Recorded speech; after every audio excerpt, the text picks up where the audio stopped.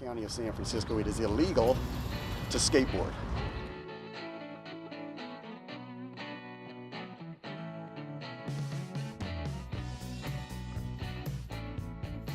My name is Michael Lawson. Kyle Moore. My name is Gabriel Mitchell. I am 17 years old and I've been skating for 3 or 4 years, give or take. I'm 17 years old and I've been skateboarding for 2 years. I've been skateboarding for about 2 years.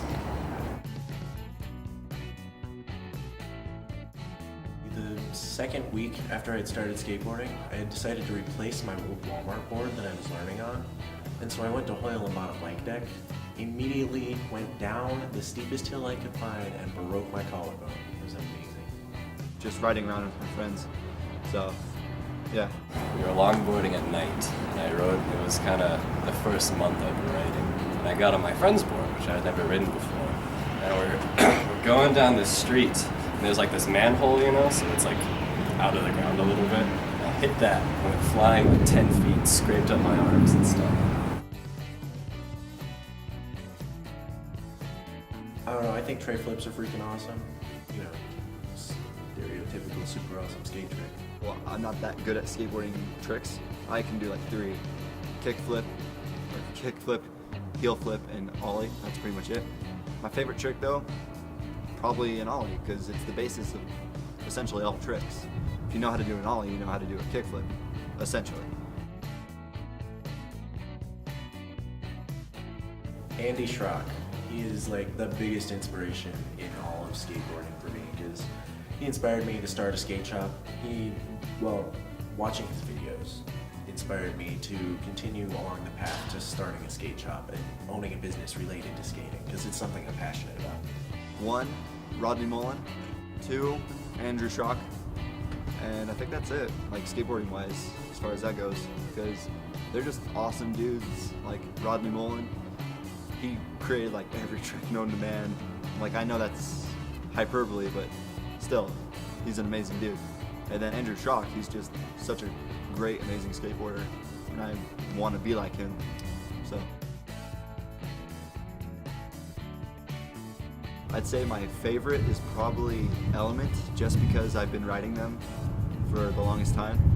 But one skateboard I really want to get is a Revive, so I think that'd be pretty cool. That or a girl skateboard, that is. There's a few companies that I've grown to really like over the years, and it's not because they kind of necessarily make the best boards, but it's because them themselves are very indie and underground, if you will, which I feel like is the heart of skate culture. It's this very individualistic, independent thing. And so there's companies like Ellers. They make great longboards. It's very cheap. They can ship them to you. And then there's also Andy Schrock's Revive, used to be known as Revenge. And he makes YouTube videos and started making boards, and he's a big inspiration, wonderful guy. Most definitely. Anytime you're walking down the street and you see someone else carrying a skateboard, you just automatically have that kind of connection with them. You can just walk up and talk to them and automatically have something to talk to them about. You kind of want to see what tricks they know how to do. You want to challenge them, because you also want to challenge yourself. Like, there's this friendly competition that just goes with skateboarding that's just wholesome and good. Threaten any of you guys in any way whatsoever. We're standing up for something, that's right. No, what's right is I'm advising these guys that they're not supposed to be picking up vents. They're not supposed to be. Do what you're gonna do, man. That's fine. You have a perfect legal right to do anything you want. That's fine. I think that just really has to do with police just doing their jobs and skateboarders not cooperating. No, I don't. Now I'm gonna act like a fucking dick. You're under arrest for skateboarding in the city and county of San Francisco. Okay? Do you understand the charges? Do you understand the charges? Yeah, dude, I understand. All You right. don't have to put me in pain, dude. Resist again, and I'm gonna break your arm like a twig, and then you can treat me like the asshole you think I am. Though it's worth noting that vandalism and graffiti, I think, is deeply rooted in skate culture, for better or worse. And I think, and part of that is not just this desire for, destruction and creativity, but I think it's because skate culture is inherently anti-authority. I feel like some people give skating a bad image. Like, they'll go and break into people's property or whatever and skate in their pool or something, or get chased out by cops 3 or 4 times in the same spot. But not everybody in skating, not everyone that skates is necessarily just this hoodlum type that people seem to stereotype us by.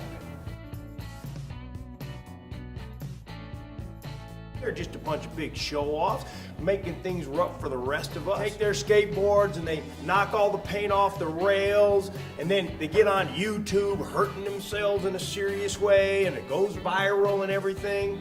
Yeah, that's true, but who doesn't hurt themselves? You have your skiers, your snowboarders, bikers, rollerbladers. They break their ankles all the time. So, I don't know.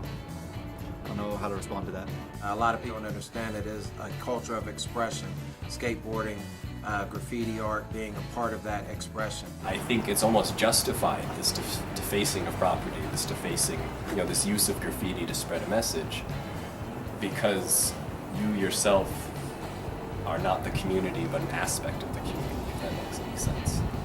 And it's really cool to see kids putting emphasis into that, and plus they get exercise. I feel like it's not necessarily entirely unprecedented, but it shouldn't quite be that stigma of that we're all hoodlums. I think in a part it's justified. A lot of skaters fucking suck, like they're bad people. I know when I was much younger and I was considering skateboarding, but I hadn't started, I would look at the skate parks and I didn't see them as a friendly place. I didn't see it as a place I wanted to, as this noob, show up. Not all skateboarders are smokers, drug addicts. As I've gotten into the culture and as I've gotten older, I realized that they're people. They're people like everyone else, and it's just a matter of whether or not you're part of that culture. If you're part of that culture, you're much more accepted and understood. But if you're not part of that culture, you're just an outsider. There's a lot of misunderstanding. It's a perception about skateboarders that it's more of a lifestyle that carries no responsibilities, but they look fine to me. We're pretty good kids, if you think about it. It's like all we do is skateboard and just try to have fun. So we're just trying to satisfy our need to ride. I think skateboarders are pretty cool. You can do some rad shit. I have no problem with skateboarders. I think it's an art to me, and if they're good enough to do well and not get hurt, then more power to them. I grew up when Tony Hawk was coming out, so I saw skateboarding when it was started. So stay up, keep skating.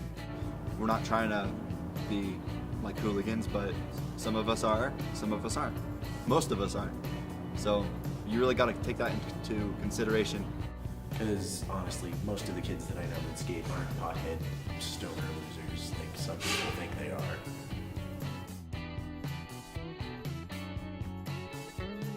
Oh, several times. Once or twice, walking around the mall carrying a board, the security guard will suddenly just appear behind me and start following me around from store to store. I was at my church that I went to regularly with my friend Noah, and we were just kind of walking around with our skateboards, not even riding them. And this guy on his motorbike just comes up to us and he's like, "Hey, if you keep riding those, I'm gonna call the cops." And we're just holding the boards what are you talking about? I feel like they're just doing their job and taking it a little too seriously. My passion is definitely skateboarding, and it's something I want to do for a long time. And I would absolutely love to be in the position where I'm selling skateboards, where I'm making skateboards, where I'm sort of a leader in the community. It's what I love to do. I'm not even that I'm good at it, it's just fun to do. And the experience of going down a hill or just cruising down the sidewalk, learning a new trick, even, that stuff is just like magic in my brain.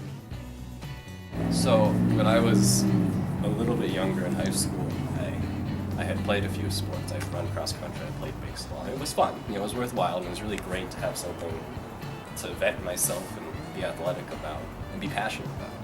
But I really hated the structure and the coaches and the teams, and so I was really desperate to find some sort of outlet, some sort of sport where it could be creative and I could be myself. And so that's one of the things I love about skateboarding, is that it's this individualistic sport. There's no coaches, there's no teams, it's just a matter of you and the board against yourself and trying to work to improve and be creative and just, build yourself up, if you will. This guy who I was going to church with, he shows up in a very like North California type attitude type guy. You know, lots of bright colors, really goofy, nice guy. And he shows up to the party and he's got his longboard. So we just started riding around the cul-de-sac, and it was fun. Like, it was just, I had a great time. I mean, it was awkward, you know, I fell a little bit, but it was fun. And so I just stuck with it, bought my own board, and just kept going.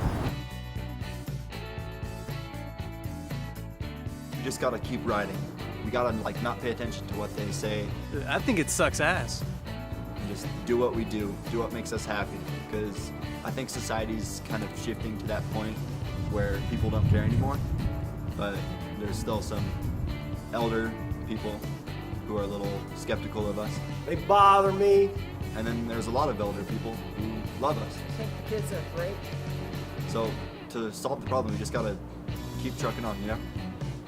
Just keep doing what we do, honestly. If people see the good skater kid, you know, see the kids carrying the skateboard, help the old lady across the street. Because, I mean, people who skate are still just people. It's not that we are a specific kind of people. Anyone and everyone skates. So, I mean, if we just keep doing what we're doing, the community will be more accepting of skate culture. I feel like skate culture is already on its way to being more generally accepted by the public, because you go into a skate shop and it's like, oh, everyone I know can go here and do whatever they want here. But I really don't see so much of a problem with like being branded like, oh, that's a skater kid, he's a piece of crap. You know, I don't so much see that anymore. I feel like it's fading out just because we keep doing what we do and not just, we don't really reinforce the stereotype. As long as we keep not reinforcing that stereotype, I think it's just on its way out. And I think one thing that the skateboard culture could really benefit from was more of an acceptance of entrepreneurship. There's this desire among skateboarders to just kind of skate and smoke weed and do nothing else. But I think skateboarders, with their passion, have so much potential to do more. I feel like they are an untapped force, if you will, that has the potential and momentum to really affect the world, affect communities even.